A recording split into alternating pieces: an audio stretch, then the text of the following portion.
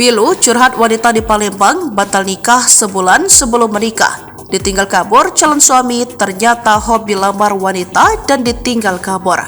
Seorang perempuan di Palembang mengunggah curhatan batal menikah di media sosial hingga viral. Perempuan bernama Rizky Mentari Putri alias Tari 24 tahun itu mengatakan sang kekasih kabur.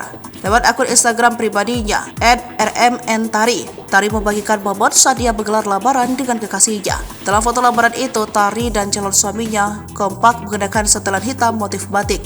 Sayangnya foto bahagia itu berakhir pilu. Dalam postingannya, Tari mencoret wajah calon mempelai pria laki-laki itu yang disebut-sebut pergi tanpa sebab.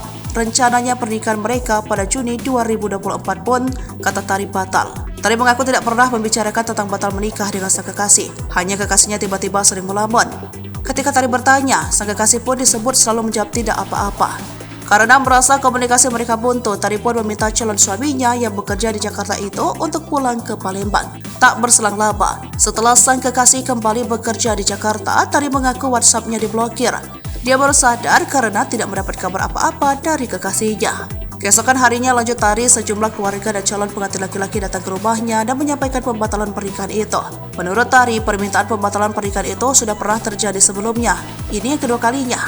Kini setelah hubungan berakhir, wanita berinisial T ini baru mengetahui semua kedok mantan calon suaminya itu. Hal ini bermula setelah ia mendapat kabar dari beberapa orang yang diduga korban dari calon suaminya. Rupanya pria yang batal menjadi calon suaminya itu sudah beberapa kali membatalkan pernikahan dengan sejumlah wanita. Wanita tersebut mendapat kabar jika calon suaminya pernah menjanjikan menikah dengan wanita lain namun mendadak kabur tanpa kabar. Selain itu, pada korban yang berbeda, ia mengaku mengalami nasib serupa.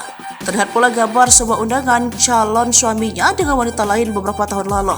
Diketahui akad nikah itu rencananya akan digelar pada Minggu 21 Februari 2021 silam.